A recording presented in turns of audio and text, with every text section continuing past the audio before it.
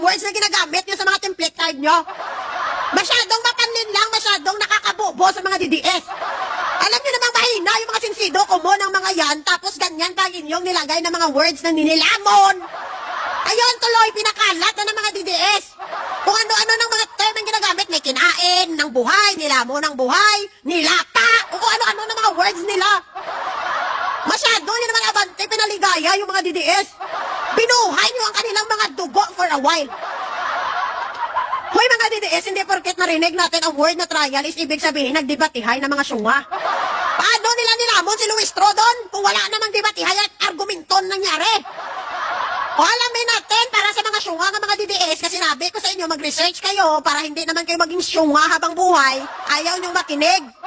Talagang nag-i-enjoy kayo sa pagiging tanga nyo.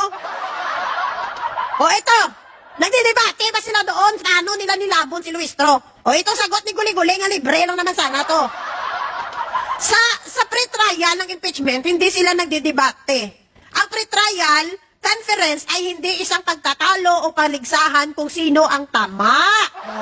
Sa halip, ito ay isang pulong para sa koordinasyon at pag-ayos ng sistema.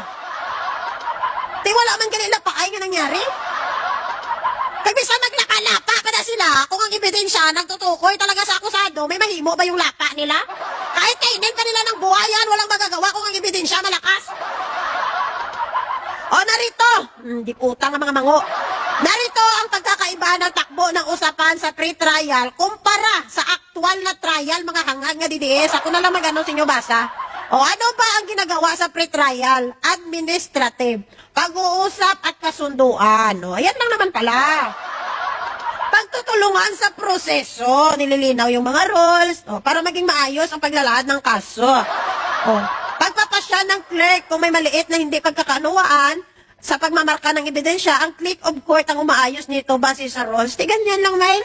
Aning lapa ang nangyari? Saan yung lamon? Saan ba nagaganap ang debate? Siyempre sa pre-trial. Ang pagtatalo, diskusyon, pagdidebate ay nagaganap lamang sa aktual na paglilitis or trial proper sa harap ng mga senator judge saan sa Senado. Doon nagkakaroon ng mga cross-examine ang mga testigo at pagkontra sa mga inihaharap na ebidensya ng bawat panig. Kaya nag-ano siya sa pre-trial, nila sa administrative. Nag-aayos na sila doon ng mga schedule nila, nag-uusap, nagkakasundo sila doon, para nag-uusap sila, ang mga magkabilang panig, para magkasundo sila sa schedule, technical na detalye. Ganyan yan eh. Ayan eh.